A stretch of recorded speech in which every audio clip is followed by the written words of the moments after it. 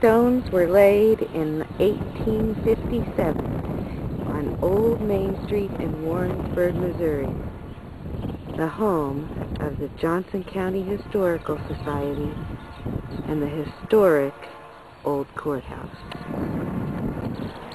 The Johnson County Court moved its operations from Columbus to the center of the county, Warrensburg, Missouri, and this courthouse stands on the original courthouse square.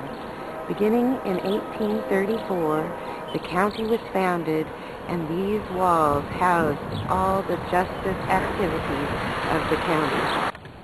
The courthouse was the site of legal battles, of the founding of churches, of community meetings, and many other aspects of life in small-town Missouri. This original north door was found during the restorations begun by the Johnson County Historical Society in 1965. It is part of the original architecture of the building, which began in 1838. During this early restoration period, careful attention was paid to the court records of the county, which had been stolen at the very beginning of the Civil War period.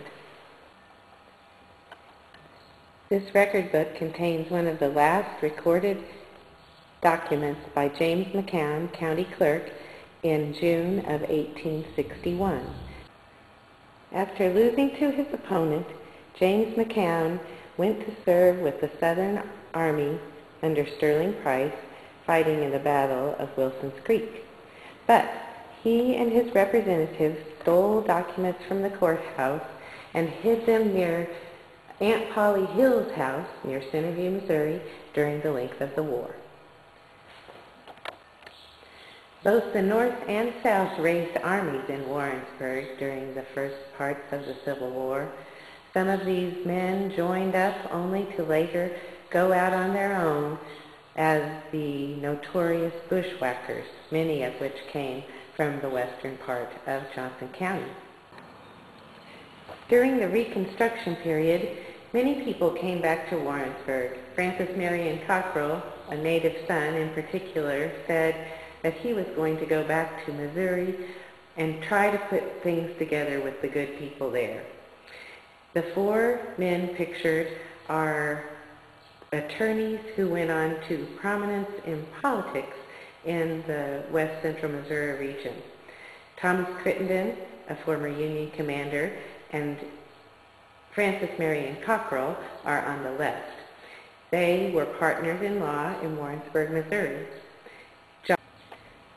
John F. Phillips, Union commander of Sedalia, and George Graham Best, who was a Confederate senator, were also partners-in-law by 1870 in the city of Sedalia. These men came together, they were called the Big Four, in a trial that happened in the courthouse of Johnson County, Missouri, that has yet to be forgotten, over a dog named Old Drum. According to documents like these, it was a fine fall day when Charlie Burden sent his dogs out to hunt. Before the story is over, his neighbors, his in-laws, the Hornsbys, are accused of shooting his faithful companion, Old Drum.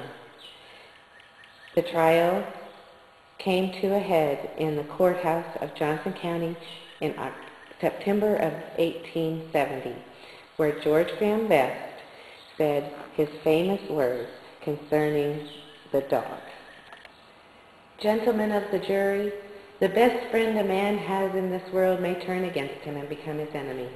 His son or daughter that he has reared with loving care may prove ungrateful.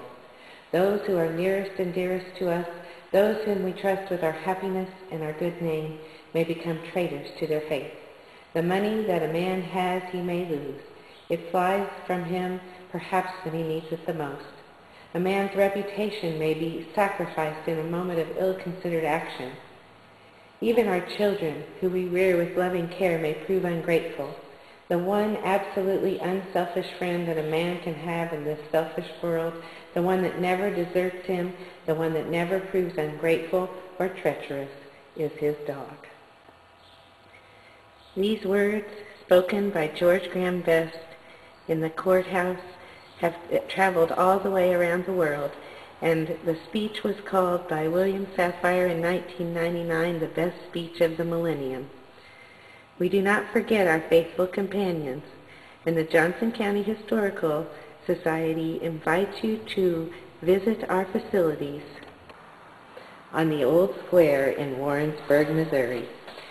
The Elm one-room school used to stand on the western side of the county in the Elm School District. The Zinn and Leland Culp building behind it houses agricultural implements from former days.